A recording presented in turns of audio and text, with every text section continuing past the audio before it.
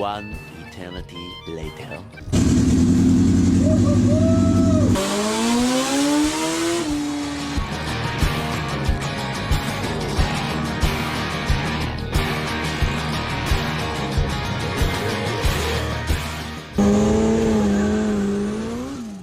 What's going on, guys? Big Mike, D717 Outlaw back here today. Sorry it's been a little scarce on uploads. I had a wedding that I was in last weekend, which took away from all of my track time because nobody else had any racing going on after the wedding.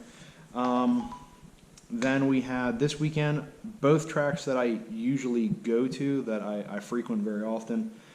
They both had events going on with no classes that I could enter. So we're skipping the track this weekend. I'm going to go out with a buddy tomorrow and we're going to do a little bit of testing. I'm trying to get the launch down a little bit. We're going to crank in the two-step and see if I can get the hand clutch to work just a little bit better using the two-step. So this video I've been wanting to do for a while. It's kind of the past, present, and future of the Busa. There is another phase to this that we will cover momentarily that I've been bouncing around quite a few times. I had a lot of rendition of phase 4 for the bike, and we're just going to see what happens.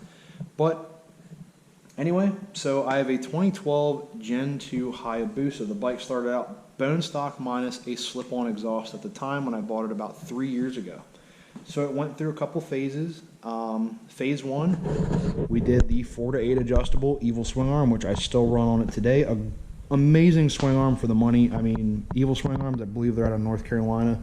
Phenomenal build quality, and it's been a great arm ever since. And I know a lot of guys that run them because you really can't beat the prices. And I know that there's probably lighter swing arm options, but you can't beat these guys.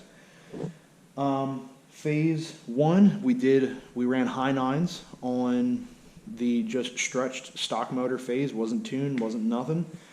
Then we went to phase 2.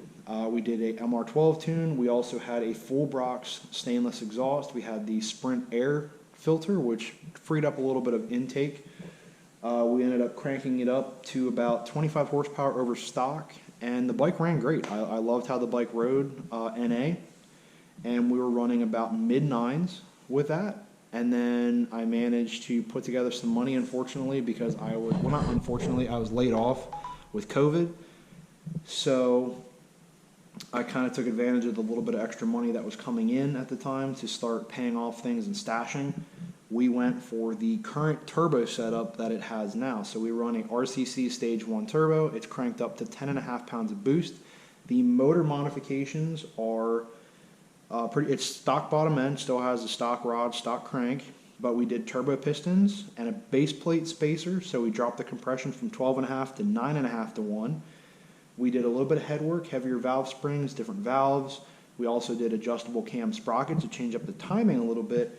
And we currently have a 200 and just shy of 250 wheel horsepower turbo Hayabusa. I know it's a little bit on the weaker side. It has more in it, but I wanted it to be pretty safe and reliable for a street bike.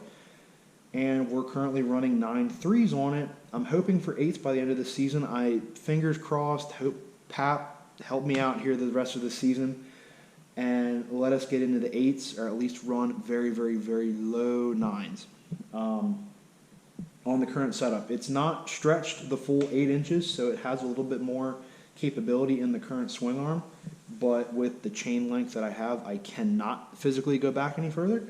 So we're still relatively under the max wheelbase that I can set up on this bike.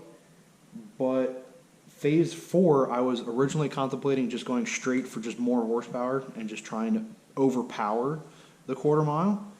I'm not going to do that. So we're going to try to make it as launch friendly as possible. And some of that too, we're going to take a couple other routes we're going to do some weight savings. Biggest one is being me. I'm trying to lose like, this is a long shot for me, but I've done it before in high school. I need to lose between 60 and 80 pounds by next season.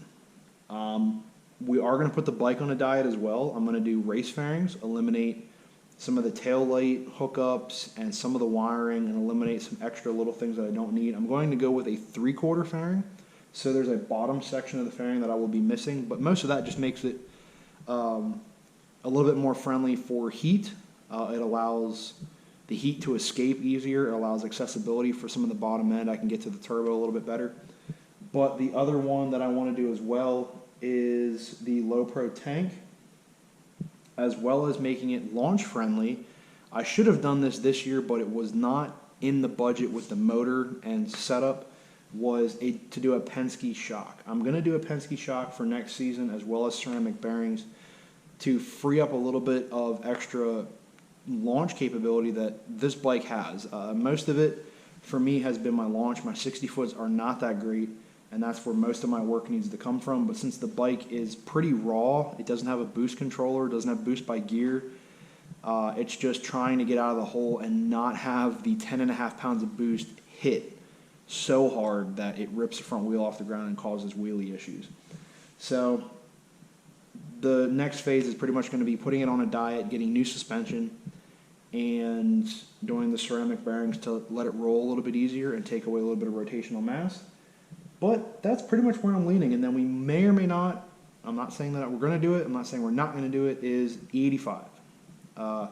I've been really tempted. It's not going to be that hard to make it E85 capable. It's just injectors and possibly a fuel rail if I decide to go that route. And we should be 300 horsepower, maybe more, if we end up adding a little bit of boost, if it's possible. But for the most part, that's pretty much where the bike is. There are future plans. We just have to see what we can make happen in the off season. A lot of it too is just money going around. I want to put money into some other things, but I do want to keep investing in the channel. It's been great to do what I've done so far. I've caught up with a few guys out at the track, been able to help them with a few things, and people that are in YouTube too have helped me a lot. I mean, this racing community has been great for the past 3 years that I've been able to be part of it. And the people that I've met along the way are just phenomenal. So any of you guys that happen to see this, I'm glad that I got to meet you guys, and it's been an awesome opportunity in the drag race community. But those are the plans for the bike. As always, I really hope you guys like this video. It's been a long time coming for me to do a past, present, and future for what do we actually want to call this? I've been contemplating a name here besides the Busa. What about Ghost? It's white. I don't know. Drop some names in the comments. I don't know. Help me out with this one, guys. But anyway, that's where we're going.